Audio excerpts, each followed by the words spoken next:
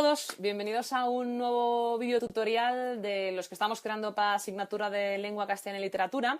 Bienvenidos a este nuevo espacio de interacción o de conocimiento con la pantallita, porque lo que vamos a ver en estos próximos videotutoriales, son los que tienes a tu disposición, tienen que ver con lo que ya viste en la intro sobre las claves de palabras. Te recuerdo que utilizamos la metáfora de la cocina y de los ingredientes, que son indispensables en el ámbito culinario, para hablar sobre, como digo, estas claves de palabras. Las clasificamos en dos grandes grupos, variables e invariables, y hoy vamos a comenzar a trabajar con las clases de palabras variables y más concretamente con los sustantivos. Así que vamos a irnos de lleno a ver qué características, qué define y qué propiedades tienen los sustantivos.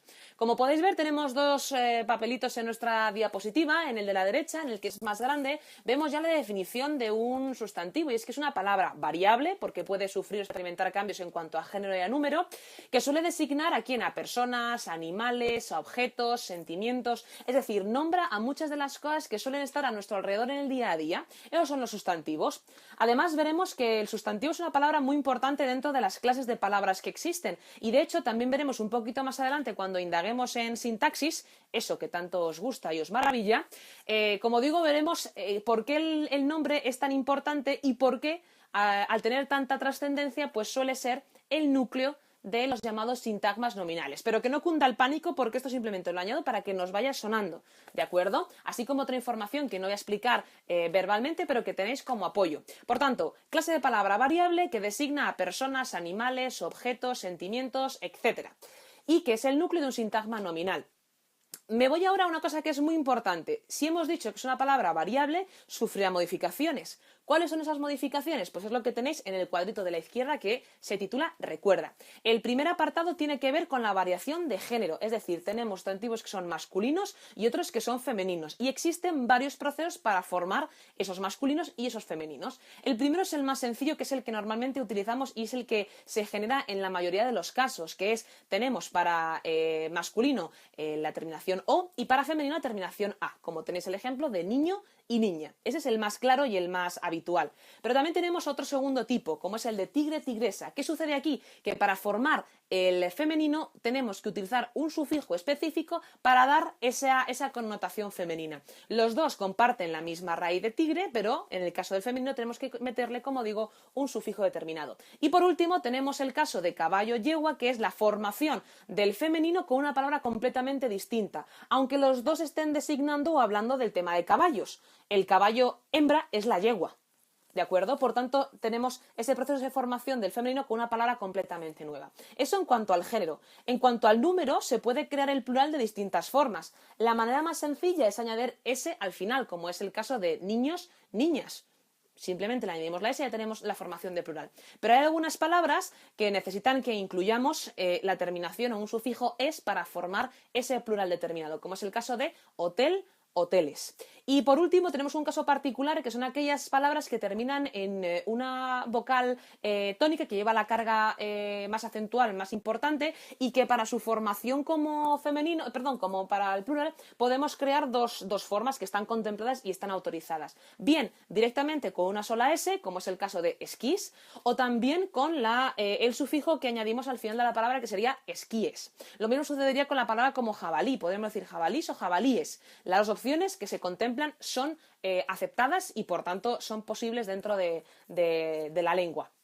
Por tanto, esto es muy importante que lo tengamos en cuenta, cómo cambian de género y cómo cambian de número. Y ahora, si me permitís, voy a desaparecer un minuto de la pantalla para que nos vayamos a los tipos de sustantivo, que es lo último que vamos a ver de esta clase de palabra. Existían parejas para designar si era de un tipo o de otro. Tenemos el primer ejemplo, que es común y propio. Los nombres comunes designan generalidades, no concretan en nada, ¿de acuerdo? No se cierran o no se focalizan en nada. Yo puedo decir que he vivido en muchos países del mundo, pero no estoy diciendo específicamente en cuál.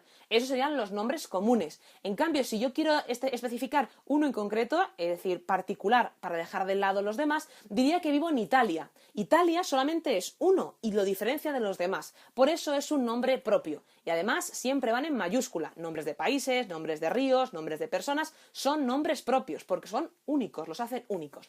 La segunda pareja tiene que ver con concreto y abstracto. Los nombres sustantivos que son concretos se definen o se designan de esta manera porque pueden ser percibidos a través del gusto, a través del tacto, a través de la vista. Yo puedo ver un invento, yo puedo tocar un invento. Sin embargo, los sustantivos abstractos no son o no se pueden percibir por esos sentidos. Una invención es una invención, pero yo no veo la invención, no puedo tocar la invención, no sé cómo huele una invención.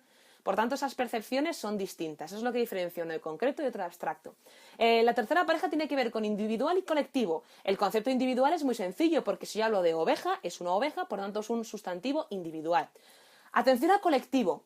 Un sustantivo es colectivo cuando en singular designa a un grupo o a un colectivo determinado. Si veis aquí el ejemplo, rebaño está en singular, pero designa a un conjunto de varias ovejas.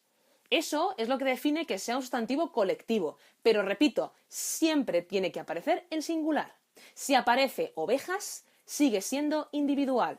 Profe, aparece en plural, ya, pero el nombre colectivo es aquel que en singular designa a un grupo.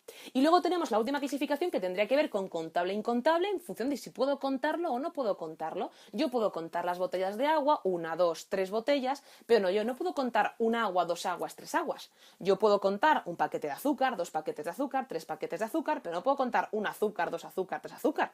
Lo puedo hacer, pero no es correcto, ¿de acuerdo? Por tanto, como podéis ver en esta diapositiva, hemos visto lo que es un sustantivo, qué propiedades y características tiene para el género y para el número y la clasificación, los tipos de sustantivos que existen.